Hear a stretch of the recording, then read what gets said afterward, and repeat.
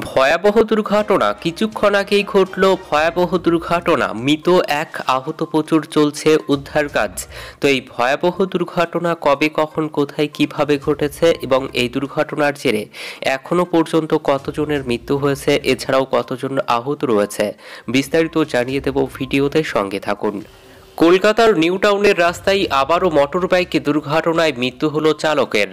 গত সোমবার সেখানকার বিশ্ববাংলার সরণিতে বাইক থেকে ছিটকে পড়ে অন্য একটি গাড়ির চাকাপিষ্ট হয়ে মৃত্যু হয় ওই যুবকের। তার নাম সুশান্ত বসু, বয়স ২৬ বছর, বাড়ি শ্রীরামপুরের পঞ্চতলায়। পুলিশ জানিয়েছে বাইকের চাকা পিছলে যাওয়ায় দুর্ঘটনার কবলে পড়ে ওই যুবক। পুলিশ জানায়, ওই দিন ওই দুর্ঘটনায় সুশান্তের বান্ধবী ও এক সাইকেল আরোহী জখম হন। ওভারটেক করার সময় সুশান্তের বাইকের চাকা পিছলে যায় বলে প্রাথমিক তদন্তে জানা গিয়েছে। চাকা পিছলে যাওয়ায় সাইকেলে ধাক্কা মেরে বাইক থেকে ছিটকে পড়ে যায় ওই যুবক ও তার বান্ধবী। ছিটকে পড়ে সাইকেলের আরোহীও। তে সুশান্ত একদিকে এবং তার বান্ধবী ও সাইকেল আরোহী অন্যদিকে ছিটকে পড়েন। সেই মুহূর্তে অন্য একটি গাড়ি এসে সুশান্তকে চাপা দিয়ে পালায় বলে অভিযোগ।